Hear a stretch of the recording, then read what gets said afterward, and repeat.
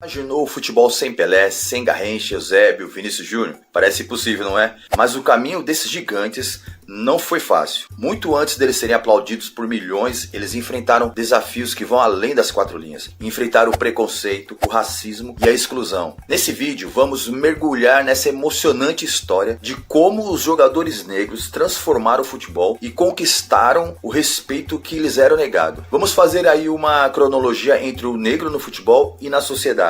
Prepare-se para uma jornada de luta, de superação, de consagração. Vem comigo.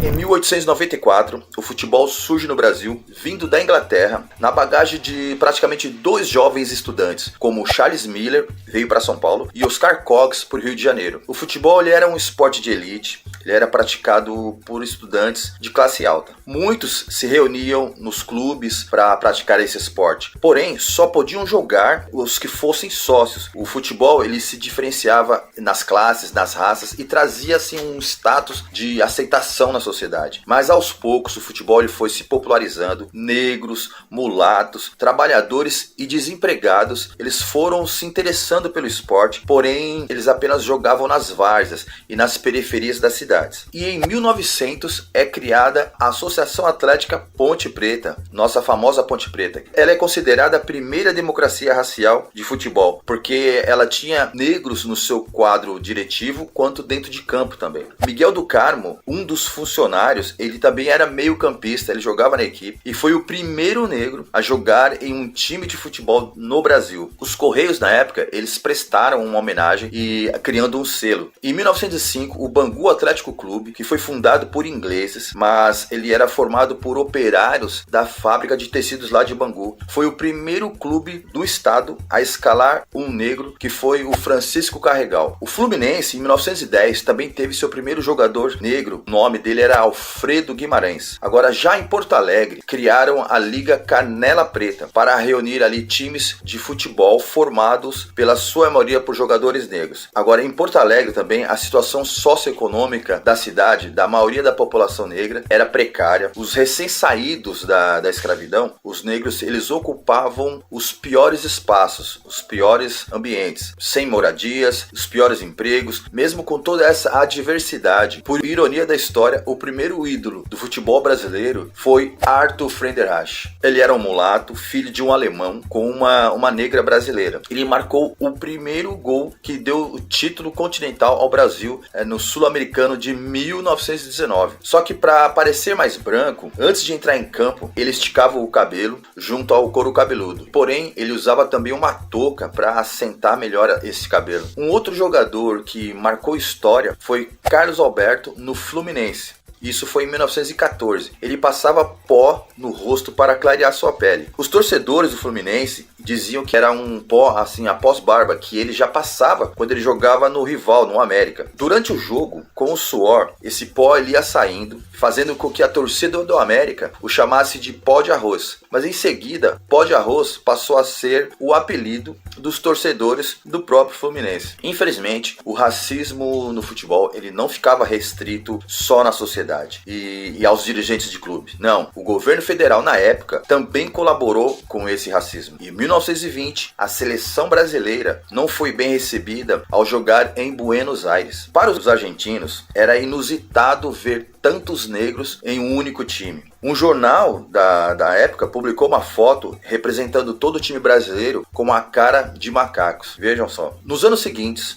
os presidentes Epitácio Pessoa e depois Arthur Bernardes, eles concederam à Confederação Brasileira de Desportos da época um prêmio para participar dos campeonatos sul-americanos dos respectivos anos. Não podiam convocar jogadores negros para esse campeonato, para que fosse projetada uma imagem no exterior composta aí pelo melhor da sociedade brasileira. Bem, em 1923, o Vasco da Gama causou umas polêmicas, porque ele tinha no seu elenco a maioria de atletas negros e chegou a ser campeão carioca. Porém, em seguida, os outros clubes, eles formaram uma liga, a Associação Metropolitana de Esportes Atléticos. Essa entidade, a qual o Vasco ele poderia se filiar, porém, ele só poderia se filiar se dispensasse os seus jogadores negros. Com a entrada dos negros e mulatos nas equipes, o nível de futebol aí foi aumentando, esse nível foi ficando muito melhor e os times, eles foram sendo obrigados a incluir os negros. Os sócios do Fluminense, eles externaram o seu preconceito, pois eles não queriam que os negros eles frequentassem a sede do clube. E para atender a essa reclamação, a diretoria separou os sócios dos jogadores e o Fluminense empregou os seus jogadores como assalariados, fazendo com que esses jogadores eles entrassem pela porta dos funcionários e não como sócios do clube, os sócios de elite. Bom, tudo isso se deu em 1930, colaborando então mais tarde em 1933 com o início da profissionalização. Nesse ano o Bangu ele se torna campeão com um time de maioria negra. Então aí os atletas eles passaram a ser contratados e pagos conforme o seu nível técnico e a cor da pele deixou de ser determinante. Com essa abertura de oportunidades surgiram grandes talentos negros, como o Fausto, que era o Maravilha Negra na Copa de 1930, Leônidas da Silva, o Diamante Negro, criador da bicicleta, foi destaque na Copa de 1938. Então a presença dos negros na seleção ainda era mal vista. E em 1950, na Copa do Mundo, o Brasil ele foi derrotado na final por 2-1 pelo Uruguai, em pleno Maracanã. Porém, 3 jogadores negros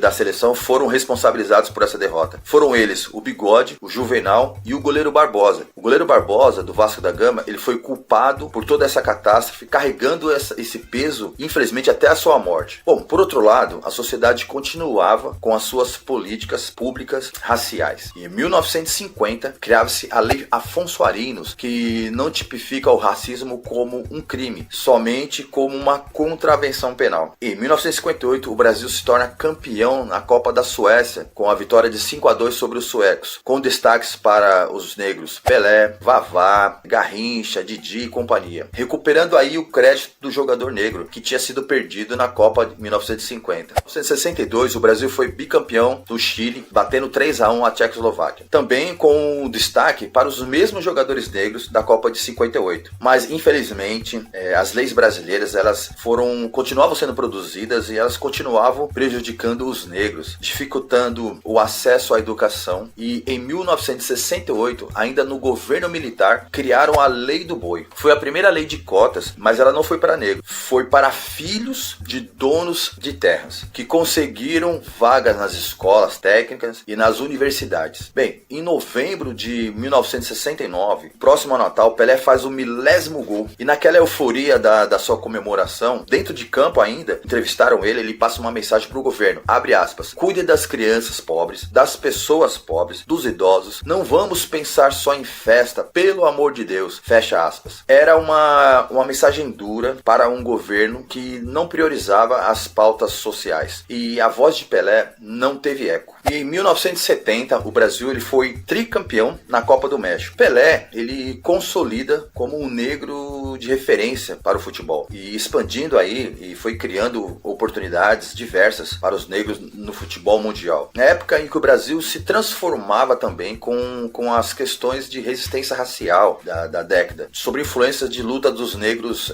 norte-americanos, com o movimento Black Power, todo esse contexto. E em 1988, para comemorar 100 anos da abolição, houve a Marcha contra a Farsa da Abolição. Foi um movimento histórico no Rio de Janeiro, onde milhares de pessoas marchando, saindo da Candelária, com o objetivo de chegar até o busto de Zumbi dos Palmares, que ficava na Praça 11. Mas essa marcha ela foi impedida pela barricada da Polícia Militar. Aí foi criado um cartaz na época dessa marcha que mostrava uma foto de um grupo de negros acorrentados pelo pescoço na época da escravização e uma outra foto de um grupo de negros presos pela polícia, pescoço acorrentados também. Foi um verdadeiro retrato ali da realidade, ou seja, seja, 100 anos depois nada havia mudado. Em 1994, o Brasil foi tetracampeão do mundo nos Estados Unidos, com destaques para vários jogadores negros: Romário, Zinho, Mauro Silva, Mazinho e companhia. Motivos de comemoração? Nem tanto. Bom, a gente vai vendo e acompanhando que, infelizmente,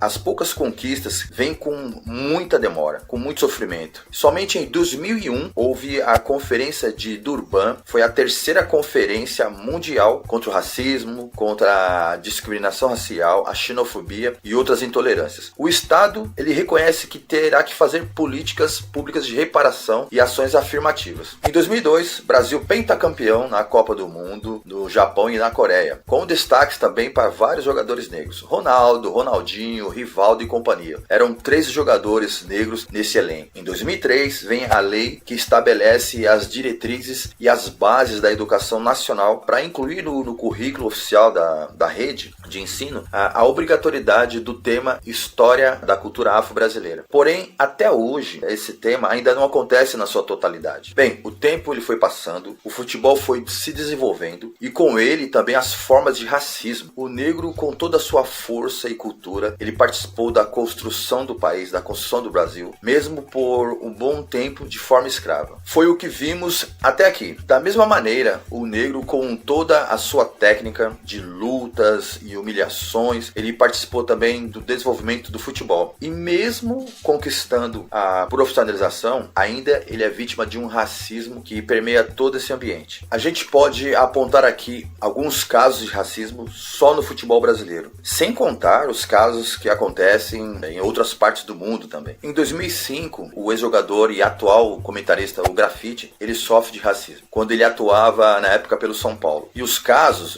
eles foram se normalizando também com outros jogadores, como Obina, Paulão, Diego Maurício, Arouca, o goleiro Aranha, o árbitro Márcio Fernandes, enfim, foram inúmeros os casos. E os mais recentes e mais emblemáticos também foram os que estão acontecendo ali com o jogador Vinícius Júnior na Espanha. Tem sofrido muito com isso. Em meio a tudo isso, algumas ações e iniciativas elas vão sendo implantadas. Enfim, em 2012, o registro histórico de cotas nas universidades que estabelece a reserva de 50% de vagas para os estudantes de escola públicas, mesmo em meio a protestos e resistências. Voltando ao futebol, uma iniciativa significante foi feita pelo Observatório da Discriminação Racial do Futebol, que foi liderada por Marcelo de Carvalho, com o 10º relatório anual, que foi baseado em dados de 2023. Mostrou-se que o aumento nos casos de racismo do futebol brasileiro foi alto. Segundo o levantamento, 136 casos de racismo foram registrados em 2023, um aumento de 38% em relação a 2022, quando foram anotados 98 casos. Desde 2014, quando foi feito o primeiro monitoramento realizado pelo Observatório, os incidentes eles aumentaram em 444%, de 25 pulou para 136. Mas o aumento também ele se deve pela conscientização maior de todos que vivem nesse ambiente. Isso é um dado positivo. Bom, com a globalização racial, através de migrações, de refugiados que por diversos motivos deixaram suas pátrias, seja por comércio escravo, seja por questões religiosas ou ideológicas, ou simplesmente em busca de uma vida digna, de uma vida melhor. O futebol ele se tornou um universo miscigenado com todas as questões da idade moderna. O negro, na sua maioria, ele se espalhou pelas Américas do Sul, pelas Américas do Norte, pela Europa, e hoje milhares de jogadores negros eles vêm atuando de forma protagonista nos grandes centros do futebol, como França, Holanda, Alemanha. Bom, porém agora não como escravos das sociedades desses países, mas talvez como escravos do futebol das sociedades desses países. Se o negro tem papel relevante dentro de campo, por que não vemos os mesmos negros com relevância também fora de campo? Para cargos como presidente, diretor, gerente, treinador, jornalista, enfim. Os negros eles ainda enfrentam desafios como racismo aberto e institucionalizado, que requerem aí maior conscientização e medidas efetivas para a sua erradicação. Perseguidos a ídolos, de incríveis a lendas, os jogadores negros provaram que o talento e a paixão pelo futebol são maiores que qualquer barreira. E a luta não acabou. A cada grito de gol, a cada passe magistral, eles continuam mostrando que o futebol é o palco onde a igualdade e a inclusão sempre terão que vencer. E você está pronto para continuar torcendo por um esporte mais justo para todos? Se você também acredita no poder transformador do futebol, deixa aí seu like, se inscreva no canal, compartilhe esse vídeo. Vamos espalhar juntos essa mensagem. Nos vemos no próximo vídeo. Tchau, tchau.